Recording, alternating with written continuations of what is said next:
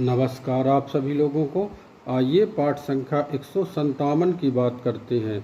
और भावेश फल हमने लिखा है, इसमें भावेश फल। अब ये बताएंगे कि भावेश भाव में हो, भावेश दूसरे स्थान में हो तो क्या फल करेगा।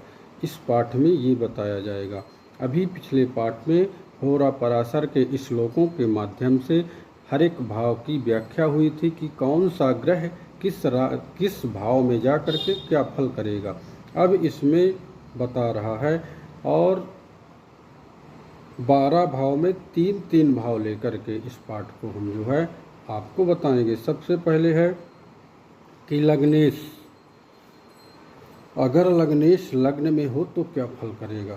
तो जातक सुंदर शरीर वाला होगा, धनवान होगा और अच्छे कार्य करने वाला होगा। इसमें लिखा, मानसागरी में लिखा है, लग्नम लग्नेश संयुक्तम तस्य जन्म निजायते यस्य जातस्य गेहतु लक्ष्मी जायते मुच्यते।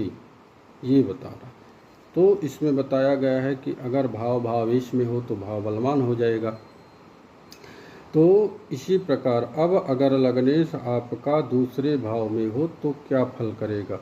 तो अब ये भी देखना है कि लग्नेश है कौन। हो सकता है कि सूर्य हो, पाप ग्रह होगा तो अपना स्वभाव भी दिखाएगा।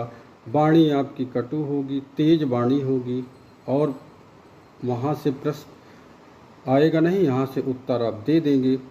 अगर धन भाव में आपका भावेश गया है तो अब अगर गुरु होगा तो वहीं पर जो है तो परिवर्तन हो जाएगा।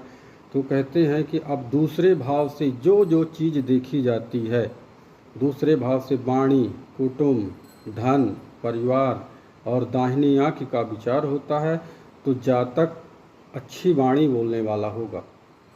अगर लग्नेश दूसरे में गया है तो जातक अच्छा धन कमाने वाला, परिवार का भरण पोषण करने वाला होगा और जातक का जो है बहुत ही सुंदर चरित्र होगा। अगर लग्नेश दूसरे भाव में गया है तो अब तीसरे में बता रहा है कि अगर लग्नेश तीसरे में गया होगा तो तीसरा भाव अशुभ है। अब लग्नेश अगर आपका गुरु होगा तो लग्नेश गया है तो आप पराक्रमी तो होंगे लेकिन उसके कार्यकर्तों में अशुभता आ जाएगी थोड़ा सा। तो बता रहा है कि तीसरे से जो जो चीज़ देखी जाती है, पराक्रम देखा जाता है, नौकर चाकर का सुख देखा जाता है, भाई बहनों का सुख देखा जाता है, बल देखा जाता है, खेल कूद, ये सारी चीज़ों में वृद्धि होगी अगर आपका लग्नेश तीसरे में गया है तो। नमस्कार।